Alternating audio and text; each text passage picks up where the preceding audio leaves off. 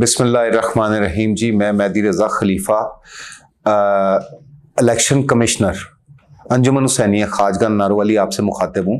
सबसे पहले मैं शुक्रिया अदा करता हूँ अपनी टीम का, जिसकी अनथक मेहनत की वजह से हम यहाँ तक पहुँचे हैं और अपने मामलात को आगे लेके जा रहे हैं। अच्छा जी, गुजारिश ऐसे है कि मैं कौम को आगाह करना चाहता हूँ कि आज मोरखा 11 जुलाई 2023 को सदर कौम काज़म अली काजी की तरफ से हमें कुछ फैसले रिसीव हुए, जिसके रेफरेंस नंबर हैं AHKN EX21 to 23 786 से 792 तक।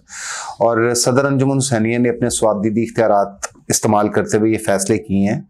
उसके मुताबिक इंतखाबी शेड्यूल में कुछ तब्दीलियां हैं, वो मैं आपको अपडेट करना चाहता हूँ। नंबर 1, इसमें ये कहा गया है कि हमने जो 50,000 रुपया फ़ीस वसूल की थी उम्मीदवारान से, उसको 25,000 रुपया कर दिया गया है। और उसके मुताबिक जिनकी फ़ीस हमारे पास ज़्यादा आई हुई है वो अपने 25,000 रुपये इलेक्शन कमिश्नर के ऑफिस से ले सकते हैं। नंबर 2, हमें सदर अंजुमन हुसैनिया की तरफ से ये पाबंद किया गया है कि हम इस इलेक्शन को 9 रबीउल अव्वल के बाद ले जाएं। एज एन अफराद कौम हमारी जिम्मेदारी है कि हम सेकंड करें सदर कौम की इस बात को।